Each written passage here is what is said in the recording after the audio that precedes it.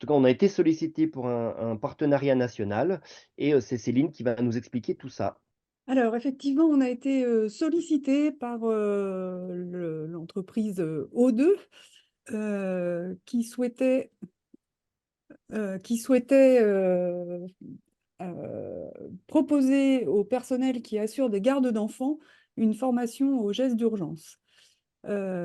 Pour ça, donc, on a travaillé sur un programme de formation qui s'appelle Réagir face à une urgence chez l'enfant.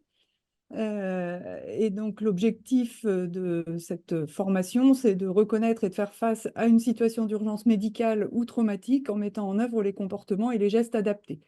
Les objectifs spécifiques sont d'identifier les situations d'urgence, d'adapter son comportement, d'alerter pour avoir une réponse médicale et d'être à même de mettre en œuvre les gestes adaptés.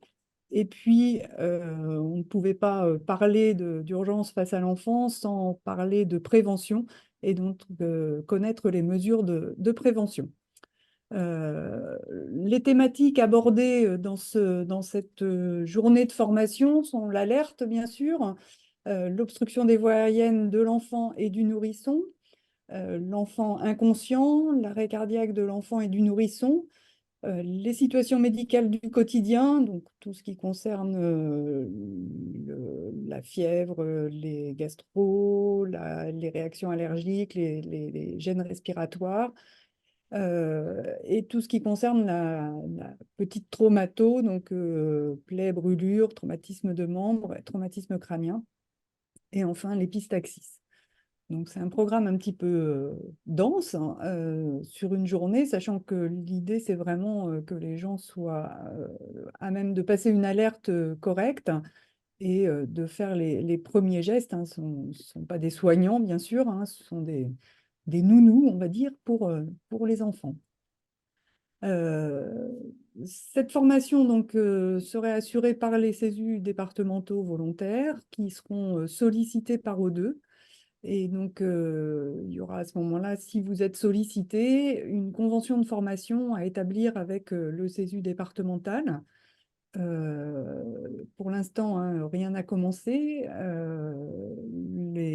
O2 propose cette formation dans ses agences et au niveau départemental, donc les contacts seront pris avec les CESU. Les formateurs qui assureront cette formation donc, sont des professionnels de santé formateurs aux gestes et soins d'urgence, hein, donc des formateurs des CESU. La formation s'effectue en groupe de 10 à 12 personnes et dure une journée, donc 7 heures de formation. Concernant les tarifs, donc O2 nous avait sollicité pour savoir, pour avoir un tarif unique.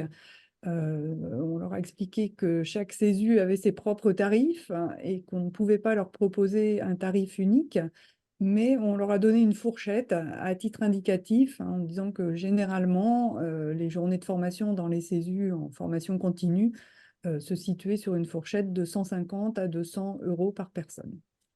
Voilà un petit peu ce travail-là qui a été fait en collaboration avec O2.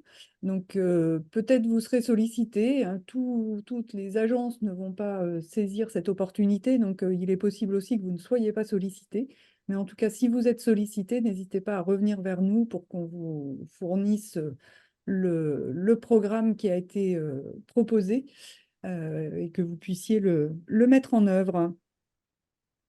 Merci de votre écoute. Merci Céline. Une petite question. C'est qui O2? Tu peux nous les présenter un tout petit peu? O2, c'est une entreprise qui propose de faire le ménage chez vous, de garder vos enfants, éventuellement de faire votre jardin. Enfin voilà, c'est une entreprise de ménage à domicile et de garde qui propose également de la garde d'enfants à domicile.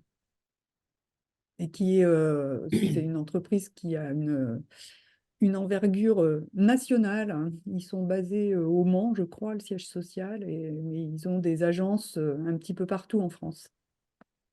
Autre question, Céline. Est-ce qu'on peut proposer cette formation à d'autres groupes que O2?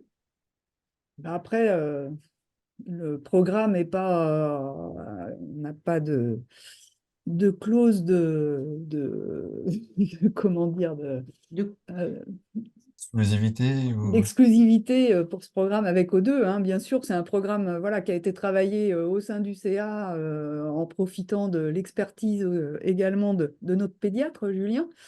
Mais après, c'est effectivement une formation qui peut être proposée à d'autres, hein. Il y a pas mal de CESU, je pense, qui font de la formation de personnel de crèche. Voilà, ça rejoint ce programme de formation. Et puis, et si les CESU ne sont pas sollicités, est-ce qu'ils peuvent tenter de solliciter ce public? Alors, le public O2, je pense que ça sera plutôt dans l'autre sens, c'est-à-dire que c'est les agences O2 et c'est les, les bureaux régionaux ou départementaux qui souhaitent mettre en place cette formation, qui vont solliciter les CESU. Et puis, est-ce qu'on fait une attestation ou une attestation de présence? Comment on valide cette formation? C'est une attestation de présence, oui, tout à fait. Il n'y a pas d'attestation officielle. Enfin, voilà, c'est pas un diplôme, hein, mais c'est une attestation de présence. Merci Céline. Pour l'instant, pas d'autres questions, mais je veille.